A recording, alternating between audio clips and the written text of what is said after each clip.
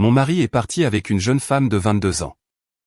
Ne pense même pas au divorce, je ne signerai rien et je ne te donnerai pas un sou, a-t-il dit. Je n'ai rien dit et l'ai laissé partir. 2 semaines plus tard. Il a complètement perdu le contrôle. La fermeture éclair de la valise de Daniel se ferma d'un claquement sec et définitif, comme quelque chose se brisant silencieusement dans ma poitrine avec elle. Ne pense même pas au divorce, Rachel, dit-il, sans me regarder. C'est plus simple. Plus simple. Dehors, un klaxon retentit une fois, impatient, presque espiègle. Je jetai un coup d'œil par la fenêtre. Elle était là, 22 ans, peut-être. Une posture parfaite, des cheveux brillants, captant la lumière du soleil alors qu'elle se regardait dans le miroir comme si elle avait tout le temps du monde. Daniel ramassa son sac. Je ne signerai rien, ajouta-t-il. Et je ne te donnerai pas un sou. Je ne bougeais pas. Je n'argumentais pas. Je l'observais simplement marcher vers la porte et sentis quelque chose de petit et d'aigu s'enfoncer dans ma poitrine. Pas bruyant, pas dramatique. Juste assez pour me rappeler que c'était réel. 15 ans. C'est le temps qu'il faut pour construire une vie que l'on suppose permanente. Je me tenais près de la commode, les doigts légèrement posés sur le bois. Ma main ne tremblait pas, mais j'étais consciente de la pression, de la façon dont ma prise se resserrait légèrement quand il dit « Tu iras bien. Tu t'en sors toujours. » Il avait déjà dit cela auparavant. Chaque fois que quelque chose s'écroulait, et que j'étais celle qui devait maintenir les choses ensemble. Je le suivis dans le couloir, d'un pas régulier, sans me presser. Il avait déjà aligné ses sacs près de la porte d'entrée, 2 valises et un sac de voyage en cuir, soigneusement emballés, organisés, préparés. Cette partie me fit presque sourire. Préparé à partir, pas préparé à ce qui venait après. Alors, c'est tout, demandai-je. Il ne se retourna pas complètement, juste assez pour reconnaître que j'étais toujours là. Rachel, ne rend pas les choses plus difficiles qu'elles ne devraient l'être. Plus difficiles. Nous savons tous les deux que les choses ne fonctionnaient plus. Il continua en expirant comme s'il l'avait dit trop de fois déjà. J'inclinai légèrement la tête. C'est ce que tu te dis. Cela attira son attention. Il se tourna davantage cette fois, l'irritation traversant son visage. Ne commence pas avec ça. Je ne commence rien, dis-je. Ma voix ne monta pas. Je demande juste. Il passa une main dans ses cheveux plus vite que d'habitude. Un divorce serait compliqué, dit-il. Cette façon est plus simple. Tu restes ici. Je passe à autre chose. Pas de tribunaux, pas d'avocats. Pas de conséquences. J'acquiesçai lentement, laissant ces mots s'installer. Et tu penses que c'est juste, demandai-je. C'est pragmatique, corrigea-t-il. Tu iras bien, Rachel. Tu t'en sors toujours. Encore une fois. Pendant un instant, ma poitrine se serra. Non pas parce que je le croyais, mais parce que je me souvenais du temps où je le faisais, quand « ça ira » signifiait que je m'adapterais, compromettrais, accepterais n'importe quelle version de la réalité qui maintiendrait les choses stables. Cette version de moi s'estompait depuis des mois. Silencieusement, il jeta un coup d'œil par-dessus son épaule alors que le klaxon retentissait à nouveau, plus longtemps cette fois. Je devrais y aller, dit-il. Bien sûr qu'il le devait. Je me décalai, lui offrant un chemin clair vers la porte. C'est alors qu'il hésita enfin. Pas longtemps, mais assez. Tu prends ça mieux que je ne l'espérais, dit-il. Je rencontrai son regard. Ah oui? Il y avait quelque chose dans son expression maintenant. Pas de l'inquiétude, pas du regret, de l'incertitude. Cela passa rapidement. Bien, dit-il en ramassant sa valise. Alors nous n'avons pas de problème. Nous n'avons jamais eu de problème, Daniel. Tu ne l'as juste pas compris. Il ouvrit la porte. La lumière du soleil se déversa dans le couloir, chaude et indifférente. Pendant une seconde, tout sembla suspendu. Puis il sortit. Je le suivis jusqu'au porche, m'arrêtant juste avant le seuil. Il chargea ses sacs dans le coffre pendant qu'elle se penchait pour l'aider. Chloé, c'était son nom. Je l'avais appris 3 semaines plus tôt, bien qu'il pensât que je ne le savais pas. Elle rit de quelque chose qu'il dit. Léger, facile. Intacte par la réalité. Je l'ai regardé, et pendant un bref instant, quelque chose vacilla. Quelque chose de proche du chagrin. Pas pour lui. Pas même pour nous. Pour la version de ma vie que j'avais déjà commencé à laisser partir. Daniel. Il se retourna, une main toujours sur la portière de la voiture. Je lui offris un petit sourire. Tu devrais profiter des 2 prochaines semaines, dis-je. Il fronça les sourcils. Qu'est-ce que ça veut dire? Je ne répondis pas. Bonne chance, ajoutai-je. Pendant un instant, il resta là, essayant de lire quelque chose sur mon visage. Puis Chloé prononça son nom à nouveau, impatiente, et il secoua la tête. Prends soin de toi, dit-il comme par habitude. J'acquiesçai. Il monta dans la voiture. Le moteur démarra. Les pneus roulèrent lentement dans l'allée, puis disparurent au bout de la rue. Je restai là jusqu'à ce que le son disparaisse. À l'intérieur, la maison semblait différente. Pas vide, juste plus calme, plus légère, peut-être. Je fermai la porte et m'y adossai un instant, non pas parce que j'avais besoin de soutien, mais parce que je voulais sentir le changement. Puis je me redressai et marchai dans le couloir jusqu'au bureau. La seule pièce où Daniel entrait rarement. Mon bureau était exactement comme je l'avais laissé. Ordinateur portable fermé, un seul dossier soigneusement posé au centre. Je m'assis et l'ouvris. Relevé bancaire, relevé de transactions, rapport de dépenses qui ne correspondaient pas tout à fait. Au début, c'était insignifiant, facile à ignorer. Un paiement ici, un virement là. Puis des schémas commencèrent à se former. Des honoraires de conseil qui ne menaient nulle part. Des comptes fournisseurs qui n'existaient pas, et un nom qui apparaissait subtilement au début, puis plus souvent. Chloé. J'expirais lentement, tournant la page. Un résumé, clair, structuré, chaque détail recoupé. Pas de la suspicion. Des preuves.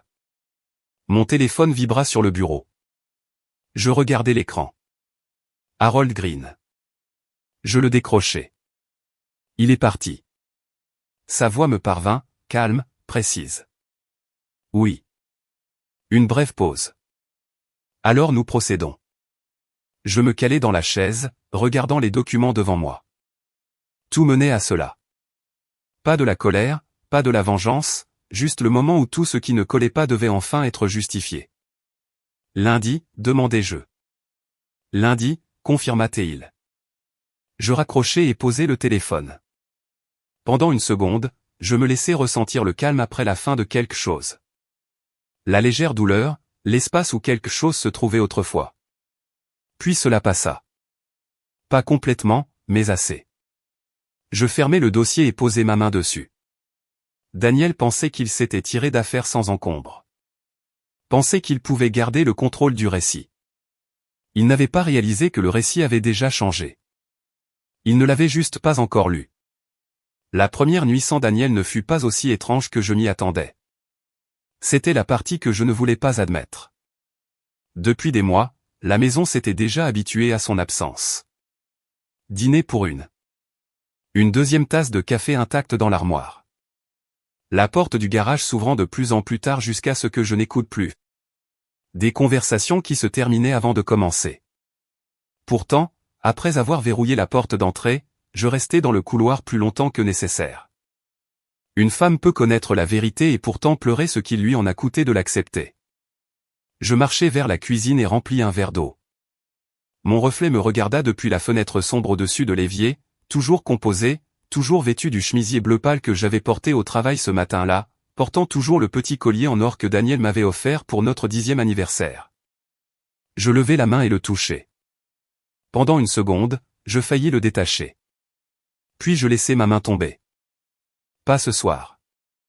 Certaines choses n'avaient pas besoin d'être arrachées par un geste dramatique. Certaines pouvaient simplement perdre leur sens avec le temps. Mon téléphone vibra sur le comptoir. Megan. Je soufflai avant de répondre.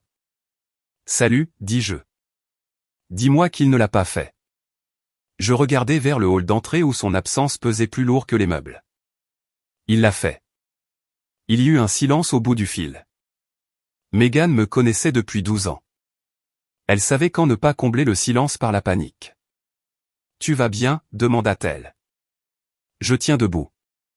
Ce n'est pas la même chose. Un petit rire m'échappa, inattendu et léger. Non, ce n'est pas le cas. Tu veux que je vienne? Je regardais le dossier qui attendait dans le bureau, puis la cuisine silencieuse. Une partie de moi voulait dire oui.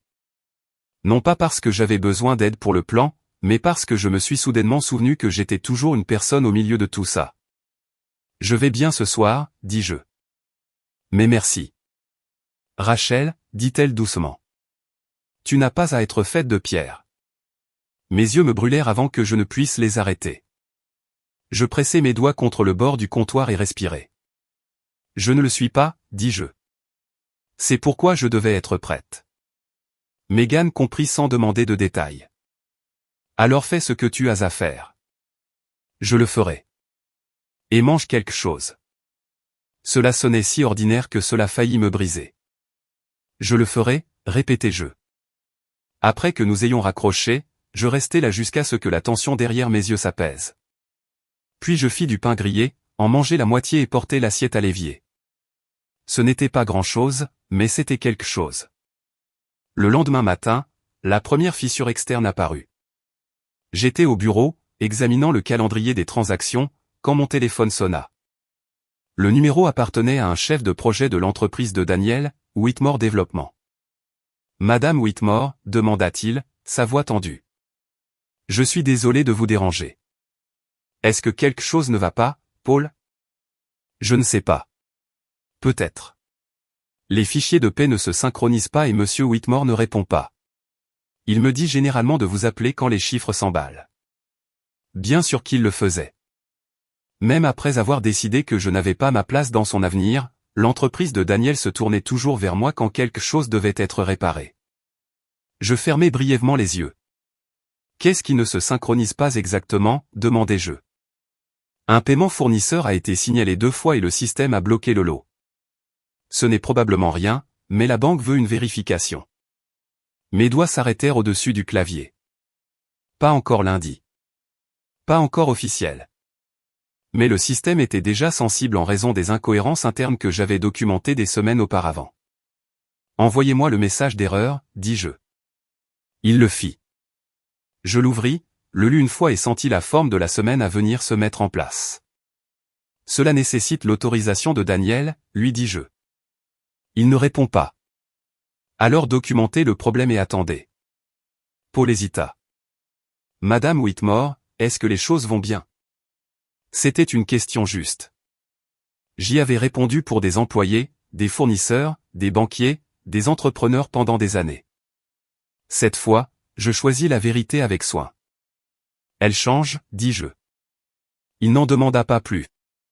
Le lundi matin, Harold déposa la première série de documents. Pas tout, pas toute la force de la chose, juste assez. Une enquête formelle sur des dépenses mal classées liées à des intérêts commerciaux détenus conjointement. Une demande de conservation des dossiers. Un avis préliminaire au conseiller juridique de Daniel. Un langage clair, sec, le genre qui semble inoffensif jusqu'à ce que quelqu'un comprenne ce qu'il ouvre. Je passai cet après-midi à tailler des roses dans le jardin latéral parce que j'avais besoin que mes mains fassent quelque chose d'honnête. L'air sentait la terre humide et les tiges coupées. Toutes les quelques minutes, un souvenir refaisait surface sans permission. Daniel construisant les plates-bandes surélevées pour moi lorsque nous avons emménagé. Daniel riant en laissant tomber un sac d'engrais et en blâmant le chien que nous n'avons jamais eu. Daniel sachant autrefois comment je prenais mon café sans demander. La mémoire est cruelle de cette façon. Elle n'attend pas la permission. Je coupais une fleur fanée de trop près et me piquai le pouce sur une épine. Un petit point rouge apparut sur ma peau. Je le regardai une seconde, puis l'enveloppai dans un mouchoir et continuai à travailler. Le mercredi, Daniel envoya un message pour la première fois. J'espère que tu es raisonnable. Je le fixai un long moment. Raisonnable? Encore ce mot? Les hommes comme Daniel adoraient ce mot quand ils voulaient que le silence ressemble à de la maturité. Je ne répondis pas. Le jeudi, un deuxième message arriva. Ne commence pas quelque chose que tu ne peux pas contrôler. Celui-là me serra l'estomac. Non pas de peur. Exactement. De reconnaissance. Le voici. Le vrai Daniel sous la voix polie et la montre chère. L'homme qui souriait en public et exerçait une pression en privé. Je transmis le message à Harold. Sa réponse arriva en moins d'une minute. Ne pas s'engager. Tout sauvegarder. Je le sauvegardai. Le vendredi soir, Megan vint avec un plat à emporter et aucune pitié dans son expression, ce que j'appréciais. Nous mangeâmes à l'îlot de cuisine pendant que le soleil se couchait derrière les arbres. Tu as l'air fatigué, dit-elle. Je le suis. Je songeais à mentir, puis décidai de ne pas le faire. Un peu, acquiesça-t-elle. Bien. Je la regardai. La peur rend les gens prudents, dit-elle. Ne la laisse juste pas prendre de décision pour toi. Cela me resta. Après son départ, je retournai au bureau et ouvris le dernier dossier qu'Harold avait préparé. Le dossier de divorce était prêt. Les preuves à l'appui étaient prêtes. La demande d'audit commercial était prête. Tout était propre. Tout attendait. Je relus le dernier message de Daniel une fois de plus. Ne commence pas quelque chose que tu ne peux pas contrôler. Pour la première fois cette semaine, je répondis. Je n'ai pas commencé cela, Daniel. Puis j'éteignis le téléphone. Cette nuit-là, je dormis 5 heures sans me réveiller. Le lendemain matin, Harold appela. L'enquête a été acceptée, dit-il. Nous allons de l'avant maintenant. Je me tenais près de la fenêtre de la chambre, regardant l'allée vide. Quand sera-t-il, demandai-je. Bientôt, dit Harold. Pas tout à la fois. C'est ce qui rend la chose difficile. Je regardai mes mains. Elles étaient stables. Non pas parce que je n'étais pas blessé. Mais parce que je comprenais enfin la différence entre la douleur et la faiblesse. Bien, dis-je. Et quelque part en ville, Daniel vivait toujours dans l'histoire qu'il s'était écrite. Il n'avait aucune idée que la première page avait déjà brûlé. Le deuxième vendredi, l'appel commença avant 8 heures. J'étais de nouveau dans la cuisine, même lumière, même calme, quand mon téléphone s'illumina du nom de Daniel. Je le laissai sonner 2 fois, puis répondis. Rachel, qu'as-tu déposé? Pas de salutation, pas de faux semblants. Il me semble que vous avez reçu un avis, dis-je. Ma voix ne trembla pas. Ce n'est pas un avis, c'est un problème, claqua-t-il. La banque a signalé plusieurs virements. Ils retiennent un lot et maintenant la conformité veut de la documentation sur les 3/4 des dépenses. 3/4. Un souffle aigu. C'est ridicule. J'appuyai ma hanche contre le comptoir et regardai le café couler. Alors ce devrait être facile à expliquer. Ne fais pas ça, dit-il.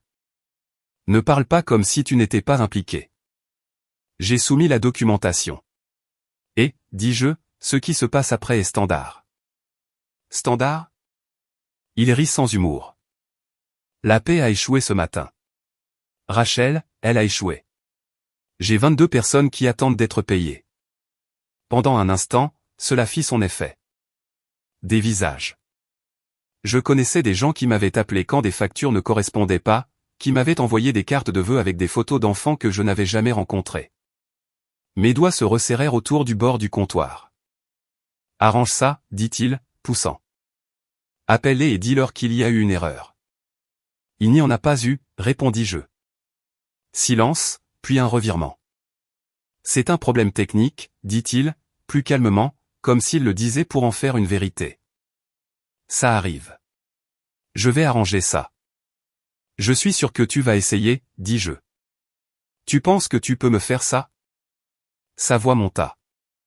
Après tout ce que j'ai construit.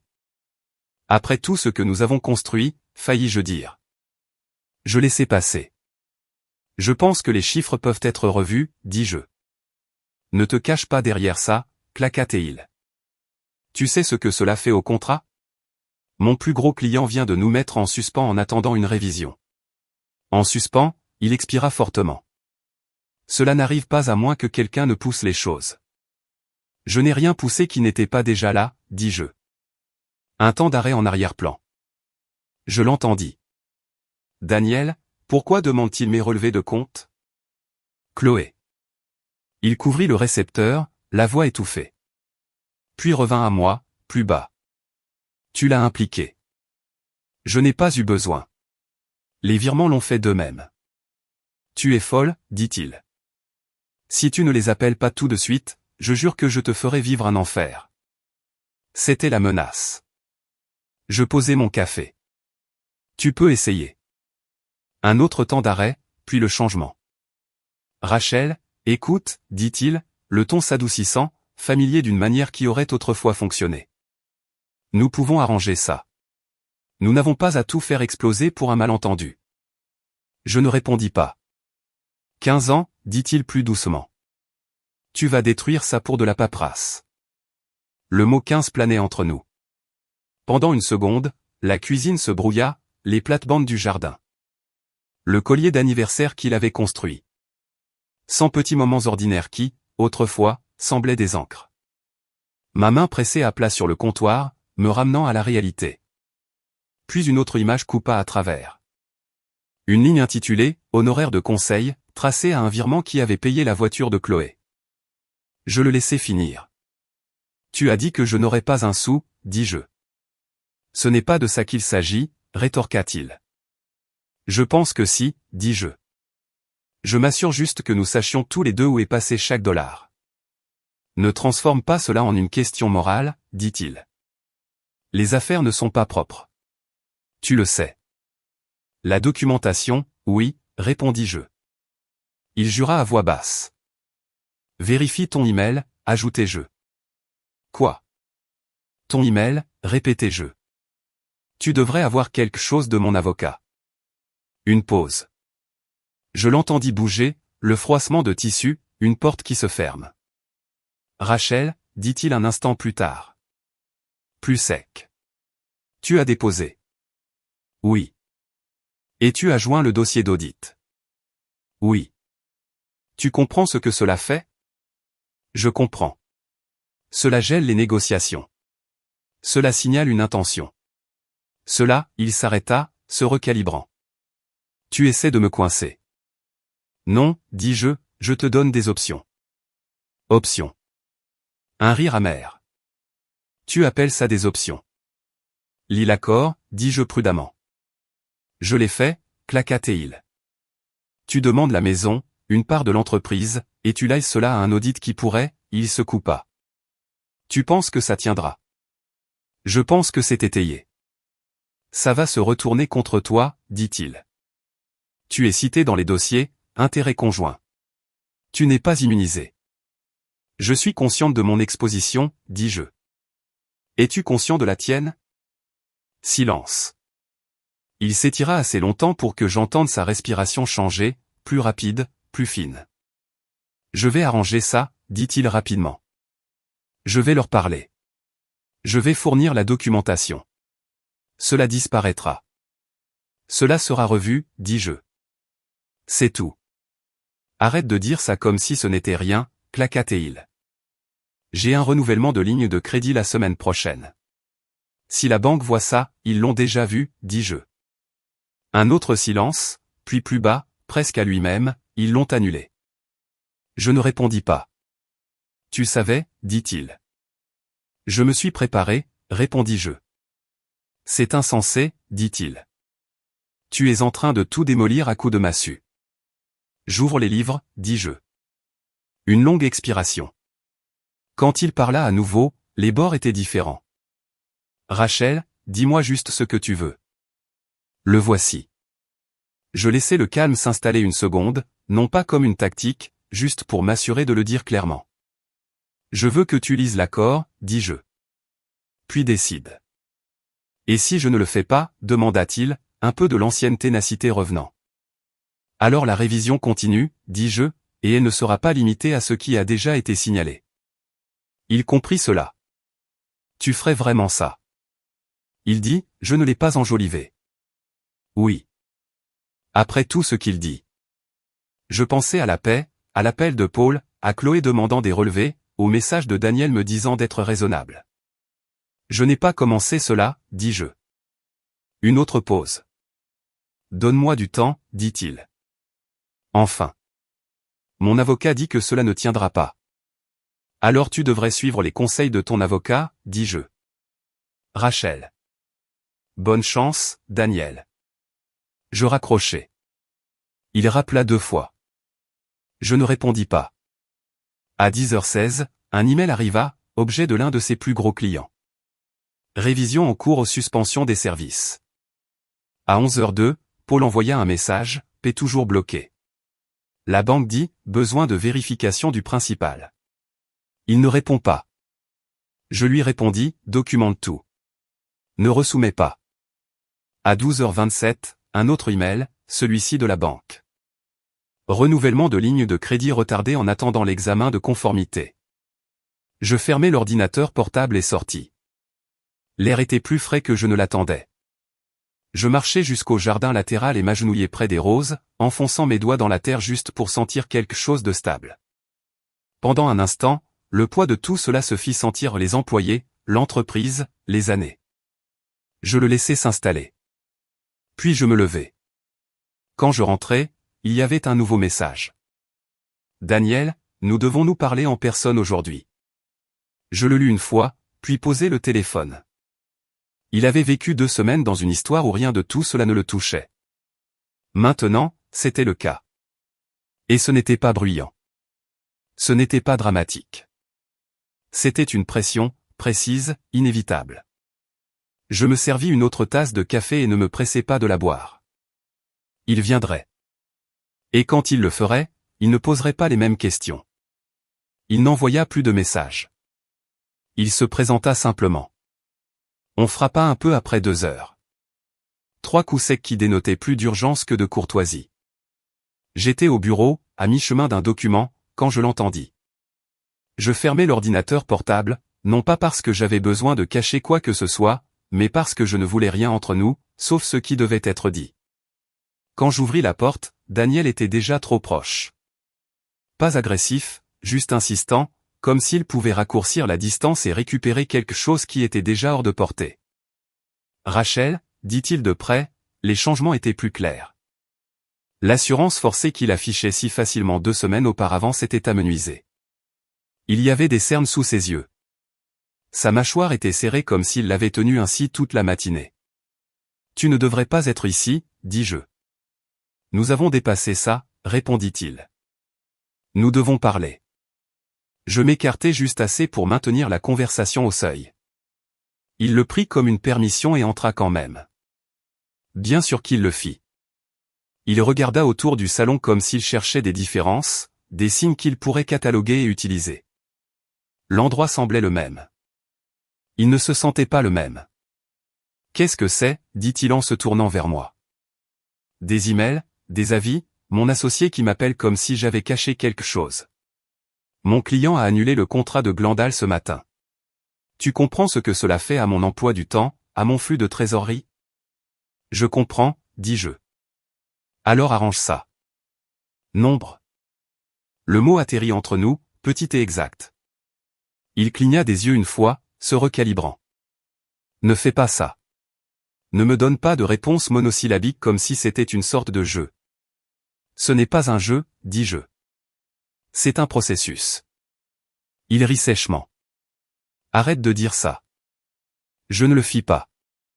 Il fit les 100 pas dans la pièce, puis s'arrêta près de la fenêtre, regardant la rue comme s'il pouvait la forcer à offrir une solution.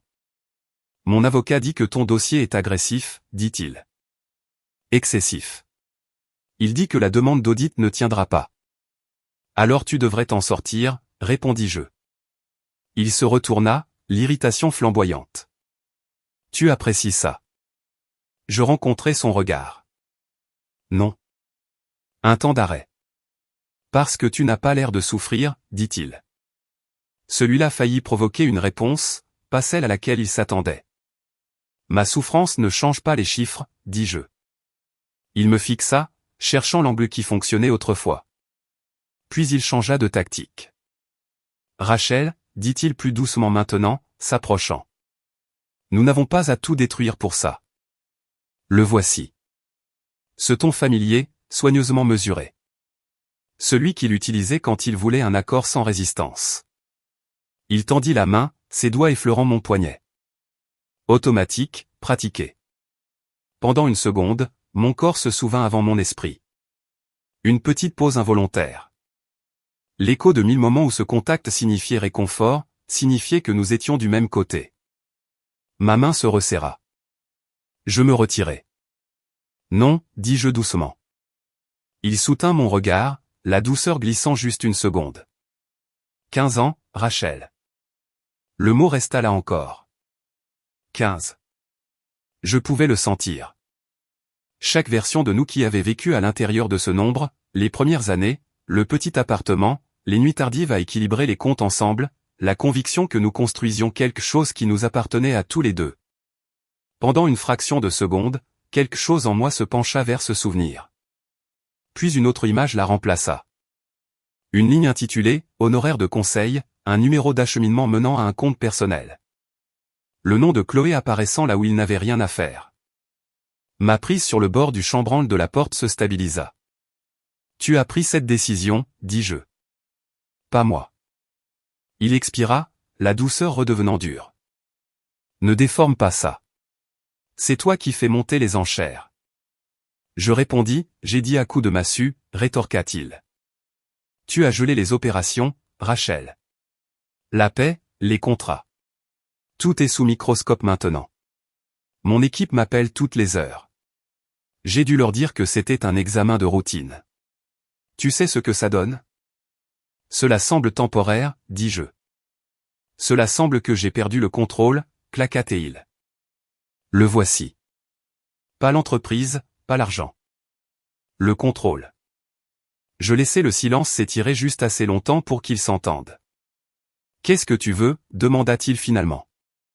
Une résolution, dis-je. Arrête de parler comme un avocat, dit-il. Qu'est-ce que tu veux? Je soutins son regard. Je veux que tu lises l'accord et que tu le signes. Et si je ne le fais pas? Alors la révision continue, dis-je, et elle s'étend. Sa mâchoire se serra. Tu continues à dire ça comme si ce n'était rien. Ce n'est pas rien, dis-je. C'est ce qui arrive ensuite. Il secoua la tête, la frustration montant à nouveau. Mon avocat dit qu'il existe des moyens de contourner cela, que nous pouvons ralentir les choses, contester la portée. Tu peux essayer, dis-je. Je le ferai, répondit-il. Je sais. Pendant un instant, aucun de nous ne parla. Puis il essaya à nouveau, plus doucement, plus sèchement. Tu penses que tu es en sécurité là-dedans, demanda-t-il. Tu es aussi lié à l'entreprise. Dépôt conjoint, intérêt partagé. Si ça tourne mal, tu es entraîné. Je suis consciente, dis-je. Et tu es d'accord avec ce risque, insista-t-il. Je le suis. Il chercha l'hésitation sur mon visage. Il ne la trouva pas. Parce que le risque avait été calculé bien avant cette conversation. C'est insensé, dit-il à voix basse. Non, répondis-je. C'est documenté. Un autre silence. Plus long cette fois. Celui qui n'a pas besoin d'être comblé. Il regarda à nouveau la pièce comme si quelque chose aurait pu tourner en sa faveur pendant que nous étions là. Rien n'avait changé. Cela prendra des mois, dit-il finalement. Même si je signe, ça ne disparaît pas comme ça. Je sais, dis-je. Et pendant ce temps, insista-t-il. Mes comptes restent sous revue, mes contrats restent en suspens. Mais, tu devras gérer cela, dis-je. Il laissa échapper un petit rire sans humour. Gérer ça. C'est ce que tu m'as dit, dis-je, quand tu es parti. Cela fit son effet. Il me regarda. Vraiment? Regarda cette fois. Pas la maison. Pas la situation. Moi. Quelque chose changea là. Petit mais réel. Je ne pensais pas que tu avais ça en toi, dit-il. Je sais, répondis-je. Cela avait toujours été le problème. Il recula d'un pas, passant une main sur son visage. Pendant un instant, il eut l'air fatigué d'une manière que je n'avais jamais vue auparavant. Pas physiquement, mais structurellement, comme si quelque chose sur quoi il comptait avait cessé de fonctionner. Mon avocat vous contactera, dit-il. Ce serait approprié. Il hocha la tête une fois comme pour fermer un dossier dans son esprit. Puis il se retourna et marcha vers la porte. Pas d'hésitation cette fois. Pas de tentative de récupérer quoi que ce soit en sortant. Je le regardais monter sur le porche, s'arrêter juste une seconde, puis continuer. L'allée était vide. Pas de cabriolet rouge. Pas de sortie facile en attente. Il monta dans sa voiture et resta assis un instant avant de démarrer le moteur. Puis il s'éloigna. Je fermai la porte et posai ma main dessus, non pas parce que j'avais besoin de soutien, mais parce que je voulais sentir la fin de ce moment. Ce n'était pas dramatique. Ce n'était pas bruyant, mais quelque chose avait changé. Pas dans la maison, pas dans la paperasse, mais en lui. Pour la première fois, il ne s'opposait pas à la situation. Il s'y adaptait. Et ce fut le début de l'effondrement. Le 3e jour après la visite de Daniel, son ton avait changé. Le premier appel arriva tard dans l'après-midi. Je ne répondis pas. Le 2e arriva 1 heure plus tard. Toujours rien. Le 3e n'était pas un appel. C'était un message. Nous devons parler. Ça ne marche pas. Je le lus une fois, puis posai le téléphone. Pendant des années, ça ne marche pas, avait été le début d'une conversation que l'on s'attendait à ce que je répare. Maintenant, ce n'était qu'une simple déclaration. Le 4e jour, son avocat contacta Harold. Le langage est rapidement passé de « contester la portée » à « explorer une résolution ». De la résistance à la négociation, je n'assistais pas au premier appel. Je n'en avais pas besoin. Harold le géra exactement comme il l'avait dit. Mesuré, précis, refusant d'être pressé. Cet après-midi-là, il m'appela.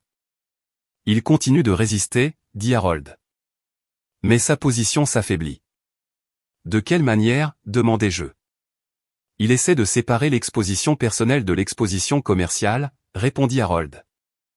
Mais la documentation les lie ensemble. Bien sûr que oui. Ce n'est pas sa seule préoccupation, ajouta Harold. Quoi? Le temps, dit-il. Chaque jour où cela reste sans solution augmente la pression sur ses opérations. Je pensais à Paul, à la paix, aux emails qui s'accumulaient dans la boîte de réception de Daniel. Bien, dis-je.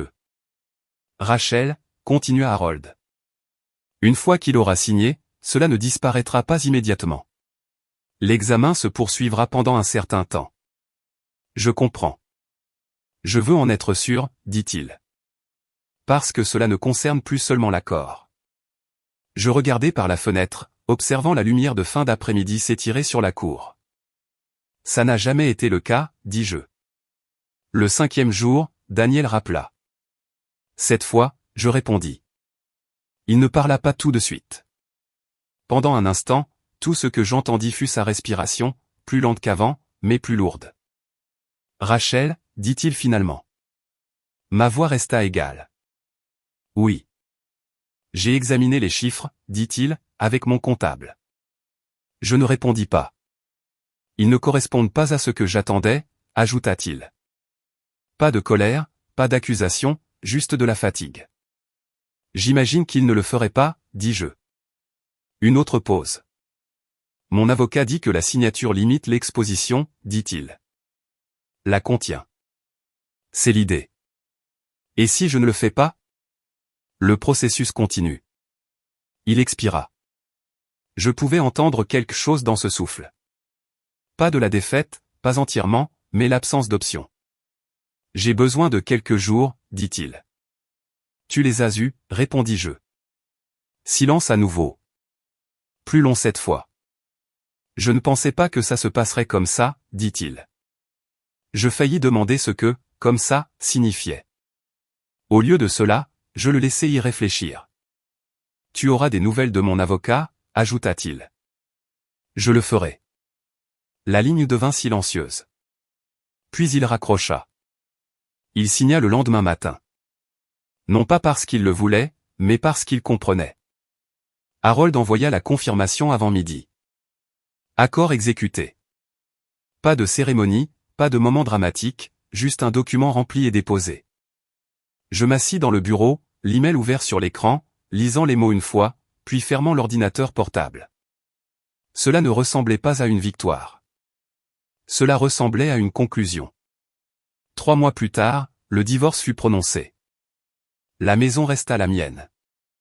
Une partie de l'entreprise, ce qui restait stable après l'examen, fut transféré selon des modalités structurées. Le reste s'ajusta de lui-même. Les contrats ne disparurent pas tous à la fois. Ils s'amenuisèrent progressivement. Le genre de changement qui ne s'annonce pas tant qu'on ne regarde pas en arrière et ne réalise pas tout ce qui a disparu. Megan venait plus souvent. Non pas par inquiétude cette fois. Par habitude. Un après-midi, elle posa son café et dit « J'ai vu Daniel ». Je levai les yeux du livre sur mes genoux. « Où ?»« Maple Street », dit-elle. « Petit café au coin. » J'acquiesçai, attendant. « Il ne m'a pas vu », ajouta-t-elle. Mais il a l'air différent. Comment?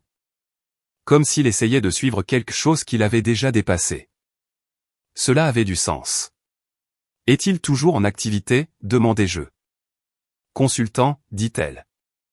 Petit projet, rien de stable. Je fermai le livre. Et Chloé? Megan haussa légèrement les épaules. Elle est partie il y a un moment. Ça n'a pas duré. Bien sûr que non. Les gens qui entrent dans une vie construite sur l'illusion restent rarement quand elle devient réelle. Je ne ressentis rien quand elle le dit. Pas de satisfaction, pas de soulagement, juste une confirmation. 6 mois après la fin de tout, je le vis une fois. Pas prévu, pas dramatique, juste un homme faisant la queue dans un café, fixant son téléphone comme s'il essayait de résoudre quelque chose qui n'avait plus de réponse. Je ne l'approchai pas. Je n'en avais pas besoin. Pendant un instant, j'observai. Puis je me retournai et sortis.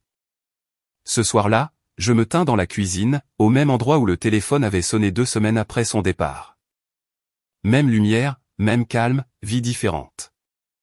Je levai la main et détachai le collier que j'avais porté pendant des années, le posant doucement sur le comptoir. Non pas comme une déclaration, juste parce qu'il n'avait plus sa place. Certaines fins n'ont pas besoin de bruit. Elles n'ont pas besoin de confrontation ou de clôture livrée en mots parfaits. Elles s'installent. Elles remodèlent les choses en silence jusqu'à ce que ce qui reste ait enfin un sens. Daniel n'a pas tout perdu en un seul instant. Il l'a perdu à la seconde où il a cru que je ne ferais rien. Et au moment où il a compris cela, il ne restait plus rien à quoi se raccrocher.